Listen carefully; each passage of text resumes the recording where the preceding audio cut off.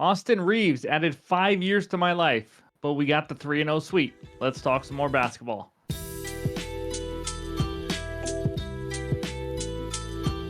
What's going on, everyone? Welcome back in to another episode for Just a Bet Outside. I am your host, Steven, and I am still trying to get over what I just witnessed in the Laker game. 3-0 sweep yesterday, but I'm still coming down from it. It was unbelievable. We will talk about that 3-0 sweep in the recap in just a little bit. But quick reminder, the Saturday NFL Games Best Bets video, that is out now. Be sure to go check it out. We got 3 total bets in the 2 Saturday NFL games. And then the Sunday game bets and the Sunday player props videos will be out later on Friday evening, Friday night. So just want to give you those 2 quick reminders. But before we get into anything, we got to talk Outlier. Any graphics you see in this video are from Outlier, the best betting research tool on the market today. Click that link below for the 7-day free trial. So let's get right into it. And with that, I just want to mention we have two people only that got it right on the Name That Player from yesterday. And here they are at Cooler Than February 5300 and Jabbo MVP at Rolling Dice 3336. That's right. It was Penny Hardaway as the winner. A lot of Sean Marion guesses, but the winning guess was Penny Hardaway. Finally, we were able to stump some of you. But congrats on you two. I know we don't have a prize or anything, but just want to point that out. You guys got the winner. So we're gonna do a dad joke today, though. So let's get right into that one. Here we go. Why shouldn't you fart in an Apple store? Because they have no windows. That's a childish joke. I get it. And I actually got that from in the comment section, which I can't think of right this second, but I'll let you know who it was and give the shout out. But I thought that was pretty funny. So in this video, we're going to recap yesterday. It was a beauty, a 3-0 sweep. And then we're going to talk defenses versus the center position. The defense, they give up the most points, rebounds, and assists, and the least points, rebounds, and assists to that center position in the last 30 days. And then we'll give you our best bets and finish it with the recap. So hit that like button if you haven't already. Leave a comment below to help this channel continue to grow. If you're new to the channel, hit that subscribe button. And also hit that Discord button and come join us because we talk sports every single day. We just had a massive sweat together. That didn't sound great, but we did have a massive sweat together over Austin Reeves. It was nuts, but it's always nice to get that win. So that's what we got. Let's get into it. And that means it's recap time. All right, there it is. By the way, the quick shout out for that dad joke was at Uncle Dillskin7927. Appreciate it. If you guys have a good dad joke, leave it in the comments below. But here's the beautiful 3-0 recap. Austin Reeves over 24.5 points and assists. That was the 1.5 unit play of the day, the second 1.5 unit play of the season. He had 24 with a few minutes left in the third.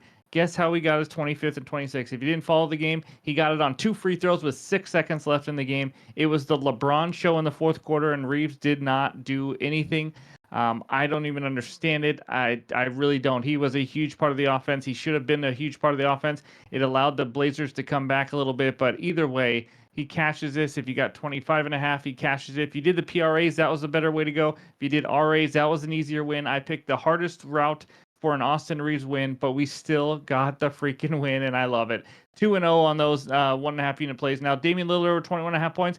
Let's talk about another one that was sweaty because Damian Lillard couldn't hit anything, and the Nets did a pretty good job at forcing the ball out of his hands as well. And he just couldn't make anything, but I was putting my kids to bed at the very end. I do know that he cashed, I think in the last minute or two, he ended up scoring 23 points. He clutched up. Denny Adia over 3.5 assists. That was an easy cash. I mean, we're talking second quarter cash. I needed that because I couldn't sweat out anymore. So that was a late added play. If you got that, put it on X, on Discord, and in the pinned comments. So up 2.5 units. Gotta love that. There is the overall record. We are now up 12.71 units on the year, 128 and 103. Let's keep this train rolling. So that's what we got for the recap. And now let's talk the big men. All right, I did forget to mention before we get into this that James Harden under 22.5 points. That line, by the way, went all the way down to 19.5. He ended up not playing. Would have absolutely loved it. We would have crushed it. But either way, he didn't play. Just want to let you know that's why I didn't include it in the recap. So here's the defense that's given up the most points to the center position. We got 2 matchup. Hawks playing Anthony Davis, averaging 23 points per game. Just sat out last game. We'll see if he plays. And then the Grizzlies facing Domantas Sabonis, who's averaging 20 points per game. But those Hawks are giving up around 28 points per game. That is quite a bit to the center position. Again, this is all the last 30 days. Wizards always up here. Pelicans. If it's in green, that team or player is playing today. They just didn't have a matchup. You see Jokic always up there. Wet Bananas last 30 days playing really well. 29.3 points per game. So Take a screenshot. Hopefully that helps you get some winners. And let's check out the rebounds. And we got one matchup. The Grizzlies, 16.5 points given up, or 16.5 rebounds given up to centers. And Domantas Sabonis, 16 rebounds per game, leading the NBA in the last 30 days. Pretty impressive there. And then there's all the rest of the teams. Kind of a surprise. Cavaliers giving up 18 rebounds to the center position last 30 days. With their size and everything, that was just kind of a surprise when I saw that. Pelicans, Hornets, and Lakers are the top four. So that's what we got for rebounds. Now let's check out the assists for whatever these are worth. Other than Jokic, obviously not a huge difference in assists, but the Cavaliers and Pelicans are giving up the most assists to the center position. We got the Nuggets facing Wet Bananas, who's averaging 4. Nuggets giving up almost 6. And then the Hawks facing Anthony Davis, who's averaging 4 assists per game, facing the Hawks, giving up 5.6 assists to the center position. So that's what we got for all the overs that you're looking for. Now, let's look at the toughest center matchups in the NBA. If it's in green, obviously, that means the team is playing. Magic are playing. They're giving up the second fewest points. Heat, 15.6 points per game only given up. Those are the only two teams under 17.2 points given up to centers, as you can see in the last 30 days. Then we got Rockets, Knicks, and Thunder playing today as well. Fewest rebounds.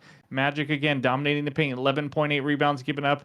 Pistons and Hawks doing a great job as well. And then fewest assists, Magic number 1. I mean, the Magic just absolutely dominate centers. That's just what they do. They are a very tough team to beat in the paint and just beat in general. Their defense is that good. So you see all the other teams. That's what we got for the toughest center matchups and all the stats for the big men. And now it's time for the best bets. All right, this first one takes us out to Detroit, Michigan, where the Pistons host the Charlotte Hornets. Pistons minus 5.5. Total in this one is 217. Who is excited for this one? Give me a player prop. Give me it over. Malik Beasley over 14.5 points. Got this at minus 115 on Bet365. This is a 1-unit play. With that ugly Jaden Ivey injury last game, Beasley should be one of the biggest beneficiaries of that. If you don't know much about him, he's a sharpshooter who can get hot. But he has played 3 games without Jaden Ivey this season. Here's what he's done. How about scoring 26, 28, and 26 points, doubling this points line in every single game? He played 44, 40, and 34 minutes in those 3 games, averaging 20 field goal attempts. Now, I'm expecting 32-plus minutes from Beasley in this one. If you just look at games, kind of play it safe, of games where he played 30-plus minutes, as you can tell by this outlier screenshot, how about over in 10 of 11 games, averaging a ridiculous 21.36 points per game. He's averaging 16.8 field goal attempts and 12.5 threes attempted per game. This guy is not afraid to shoot at all when the minutes are there, or even when the minutes aren't there. He's just not afraid. Now, the matchup. Hornets have given up the 16th most points to the shooting guard position last 30 days. Very average matchup in that regard, but Beasley has scored the 7th most points from spot-up shooting with 30% frequency on those. The Hornets don't allow a lot of spot-up shots, but they have allowed the highest field goal percentage to spot-up shooters at 42.4% and the second highest score frequency. So when they are spot-up shooters, they shoot the ball well. They have some good looks, but Beasley also scores off screens. 15% frequency. Obviously, a lot of shooters do, kind of trying to come off screens. At the 8th most in the NBA. The Hornets have given up the 8th highest frequency off screens and the 3rd most points off of shooters and players off screens. Hornets have allowed the 2nd most 3-point attempts in the NBA in the last 10 games. I think the looks will be there.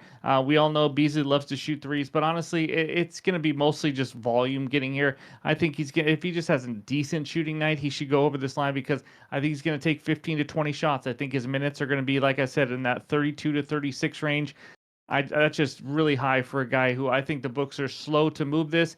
Obviously, he could go ice cold, but I think we're going to start seeing Beasley's lines go up and up and up now that Jaden Ivey is out. So give me Malik Beasley over 14.5 points as my first best bet. All right, the second one takes us out to Toronto, Canada, where the Raptors host the Orlando Magic. Magic minus 1.5. Total in this game is 216. I am betting on a guy I have some trust issues with. Let's face it, Goga Batadze over 23.5 points plus rebounds, plus 100 on FanDuel. It's going to be a half-unit play for me here. But as you can see by this outlier screenshot, in the last 10 games, which happen to be the last 10 without Franz Wagner or Banchero, he's gone over in 7 of these last 10. And let's talk some numbers in these last 10. He's averaging 24.5 points plus rebounds per game, 29 minutes per game, 9.3 field goal attempts, and 16.8 rebound chances per game. Love the volume here. He has 30 plus PRs in 3 of those 7 overs. So he's crushed it, and I think this is one of those games where he could have a big game here. Now, the matchup. He's facing a Raptors team that absolutely bleed points in the paint. The Raptors have given up the second most points in the paint in the NBA in the last 10 games. That's where Goga gets all of his points. Toronto also gives up the second most second chance points, thanks to allowing the sixth most offensive rebounds per game, which will also help because Goga has 4+ offensive rebounds in 7 of the last 10 games. Could lead to a rebound and some putback points pretty easily there. Let's talk some centers versus the Raptors lately. Nick Claxton, 26 PRs. He averages 17.5.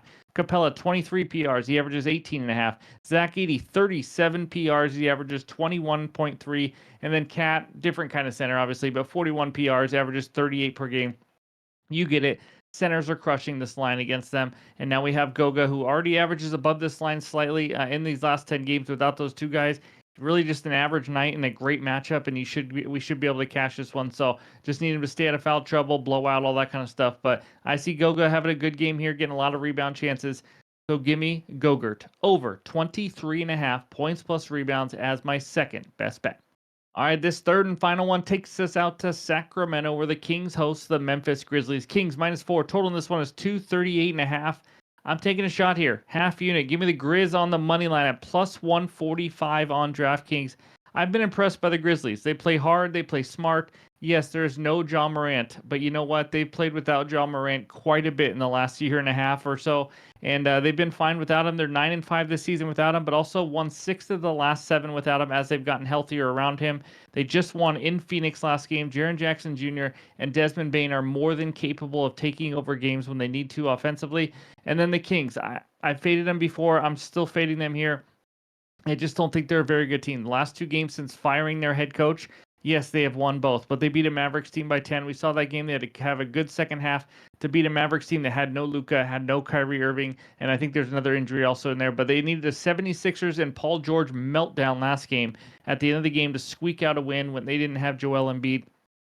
I just have not been impressed by these 2 wins. And I mentioned it before, this Kings team is just not really good at one specific thing. They're average to below average in pretty much every category. You see them struggle defensively. You also see them go in spurts offensively where they just get stagnant. There's not much rhythm to their game.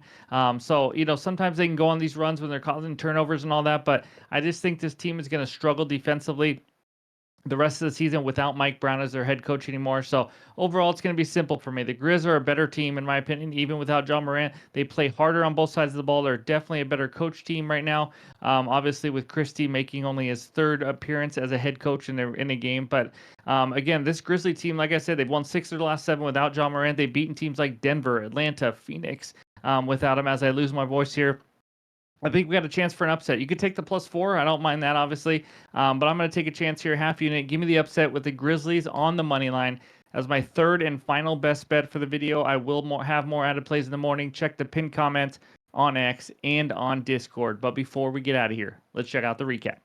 There it is. We got Malik Beasley over 14.5 points at -115 for 1 unit. And then Goga Batadze over 23.5 points plus rebounds plus 100 for a half unit. And the Grizz on the money line for the road upset +145 for another half unit. Added plays will be coming in the morning to afternoon time. So thank you guys for watching. As always, again, go check out that Saturday Best Bets video for the 2 NFL games as well. But hope everyone has a great weekend, and we'll talk to you soon.